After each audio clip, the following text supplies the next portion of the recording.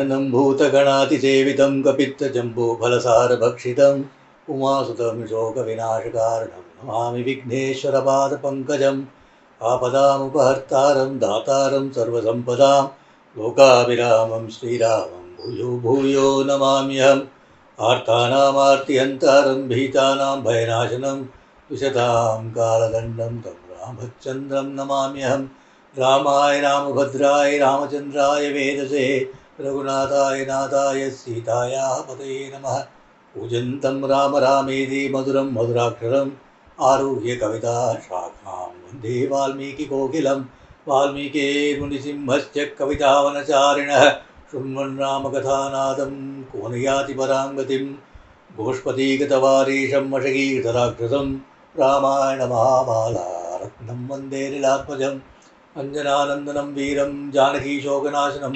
कपीशमक्षहन्तारं वन्दे लङ्काभयङ्करम्. So we were in the Ashokavanika and Hanuman has thought through as to whether to meet and talk to Sita, if so how to talk to Sita, and then what to talk to Sita. And having decided that, he had taken the view that the best way to make an introduction, so to say, was to narrate the story of Rama up until that point in time. So in a very succinct way, in a beautiful set of 15 verses of 2 lines each, starting from Dasharatha and up till the point in time where he has met Sugriva, he has killed Vali, and the fact that he, that is Hanuman himself, has crossed the ocean coming in search of her, and that he has found her. He conveyed all that in a very beautiful manner in just 15 verses. He had concluded it with the verse Yatha Rupam Yatha Varnam Yatha Lakshmivati Chanichitam Ashrausham Ragavasyaham Seyamasadita Maya. The appearance as described to me by Raghava, of the same appearance, of the same complexion, having the same glory, same radiant beauty, she I have found here. He had concluded that and he had become silent. He is a master of communication, Hanuman. Even the first time when he enters Valmiki Ramayana, that is when Sugriva sends him to check out these two who look like warriors, but they are wearing the dress of ascetics. That is Rama and Lakshmana are entering the forest. Sugriva is worried from the hilltop when he sees these two, and he sends Hanuman to check out who they are. And Hanuman comes and talks to them. So beautifully he talks to them. So guardedly, so beautifully, and he is totally checking them out.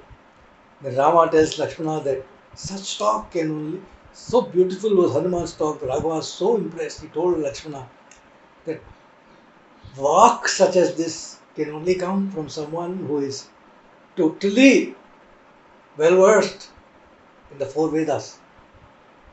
Such Hanuman, in just 15 words, he has conveyed to Sita. To make an introduction beautifully in a very melodious voice, says, very sweet, madhuram, says Valmiki. Sometimes I wonder whether he had perhaps sung as a song, he had given these 15 verses. Because Hanuman is the master of music.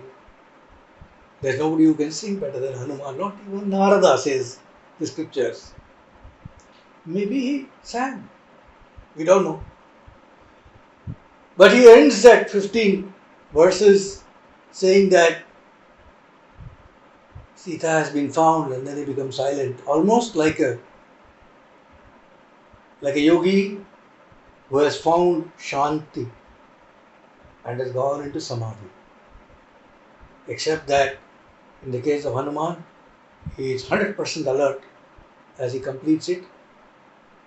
He's going to look at every expression of Sita to give her, to understand how she is and then to give her solace.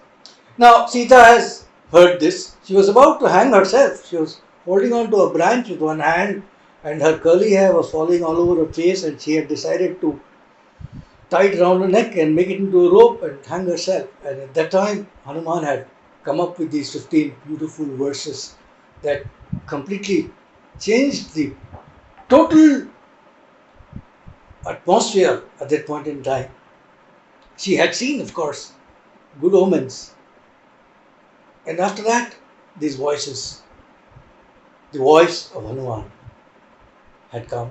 So now she's looking out, she looked up at the tree up and down, and then she had, right there, she had spotted, like the rising sun, she spotted the small Hanuman. We stopped there last time. We continue from there. ततशाखान्तरे लीनं दृष्ट्वा चलितमानसा वेष्टितार्जुनवस्त्रं तं विद्युत्सङ्घातपिङ्गलम्. So there she saw him. Shakhantare Leenam, he was merging in the branches.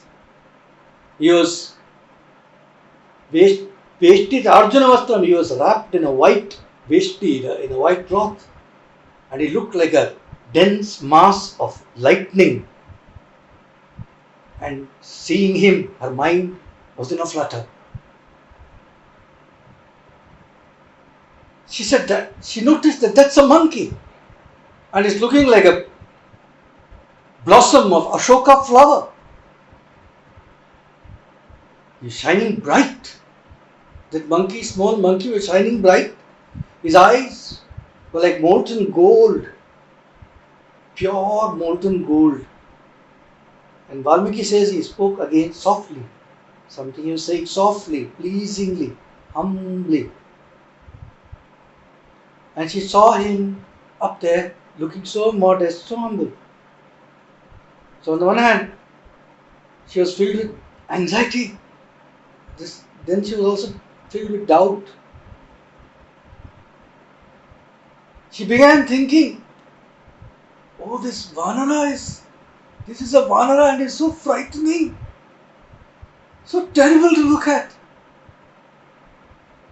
And as she was thinking like this, she almost fainted in sheer fright, looking at this monkey up there. Vilalapa brisham Sita, karunam bhaya mohita, Rama Rameti dukkharta, Lakshmaneti jabhamini, Rurodo Baudha Sita, Mandam Mandaswara Sati. She lamented, Vilalapa, in a voice that she started, in a low voice, she started weeping and looking at this sight. Rama, Rama, Lakshmana, she was saying and weeping. Her sight was moving. Then she saw the ape who was exuding humility, and she thought, I am dreaming. I must be dreaming. This can't be true. Sa vikshamana pratubhugnavatram shakha mrigendrasya yathoktakaram dadarsha pingadipate ramatyam bhatatmajam buddhimatam varishtam. She saw this little monkey with big jaws, which is broken. And he who was this little monkey, he was the envoy, the ambassador, the minister of the king of apes. He was someone who was doing what the king of apes had asked him to do, and he was someone who was buddhimatam varishtam. Among all the intelligent beings of the world, he was the greatest. Valmiki gives all these adjectives for him. And then Sita, however, was thinking that this must be a bad dream.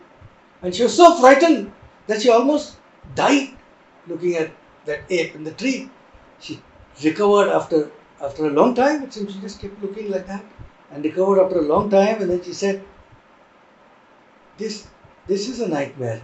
The Shastras declare that seeing a monkey in a dream is a most inauspicious thing. Oh God, grant that all is well with Rama and Lakshmana and with my father, and may all be well with my father King Janaka. She's got these superstitions. So she says, she immediately thinks that something has gone wrong with Rama and Lakshmana and Janaka. She's praying that nothing should have gone wrong with them, etc. And then she also thinking, so she said, no, but this can't be a dream. This can't be a dream. Because I can't be sleeping. She's so tormented by pain and grief and anguish, and she has no happiness. There's no question of sleep for somebody like me. I can't be sleeping. It must be that Rama Rameti Sadaiva Buddhya. I'm all that time thinking of Rama, Rama, Rama like that. So maybe because of my constant reflection on Rama, I'm hearing now, I'm hearing voices, seeing things, speaking of Rama. Maybe it's my worry.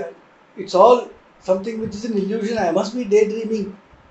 But then it cannot be, because I see this monkey, and this monkey is speaking. Now, had it been a daydream, it is not possible that there should be a palpable being in front of me. It's not possible. So then she voices a prayer.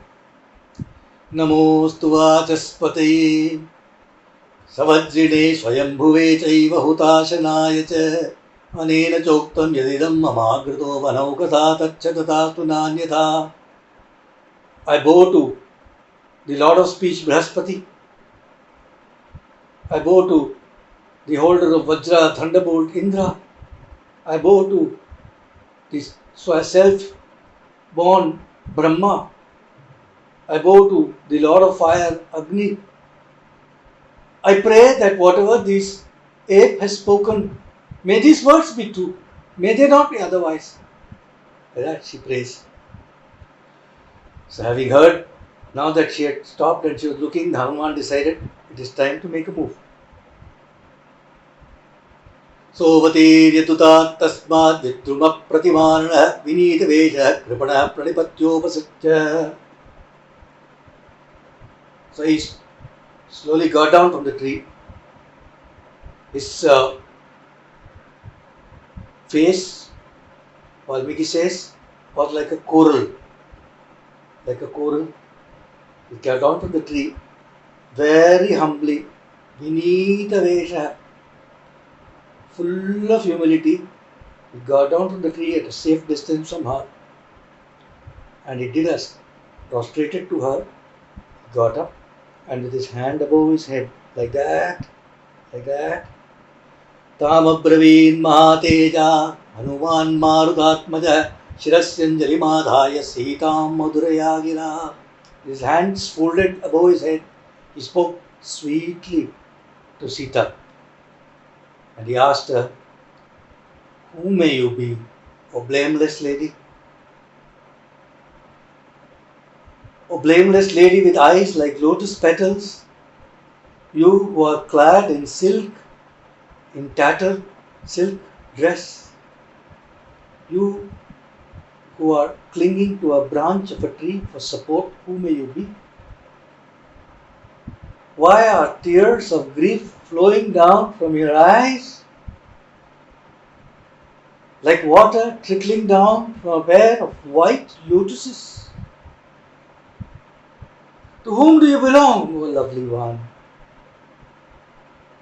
Do you belong to the gods or to the asuras, nagas, Gandharvas, Danavas, Rakshasas, Yakshas, Kinnaras? To whom do you belong? Or do you perchance belong to the Rudras, or the Maruts, or the Vasus? Or you of beautiful face and form? For me, for my eyes, you look like a goddess. Are you possibly Rohini, the best of stars? Have you fallen down from the world of gods, separated from The moon? Who are you, O auspicious lady of lovely black eyes? Are you by any chance Arundhati, separated from Vasishtha for some reason or the other? Do you perhaps, are you someone? Are you a lady in mourning? Are you by perchance mourning the loss of a son, or the loss of a father, or a brother, or someone close to you who has departed to the other world? Oh, lovely one. But I conclude that you must be human. You must be human. From the fact that you weep and you sigh heavily, and also from the fact that I see that your feet are touching the earth. But then I notice that you have marks of royalty, the Lakshana. He knows the Lakshana. From your appearance and your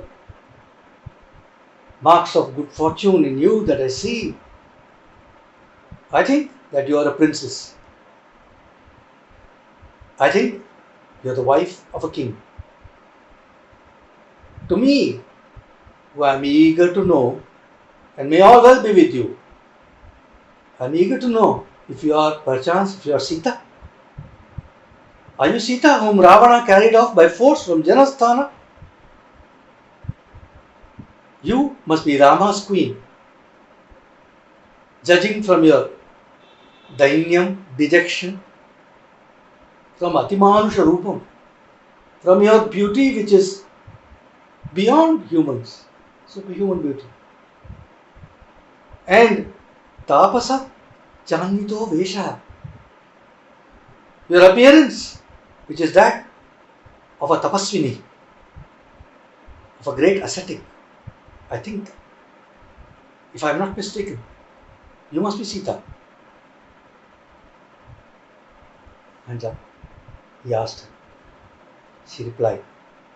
She found a voice to reply to him, and she said, I am the daughter-in-law of the self-disciplined Dashratha, the foremost of the mighty rulers of the earth and the scorcher of enemy forces. I am Sita. I am the daughter of Janaka. I am the wife of the sage Rama. I lived for 12 years at Raghava's home, enjoying all that a human being could enjoy, having all that the heart could desire.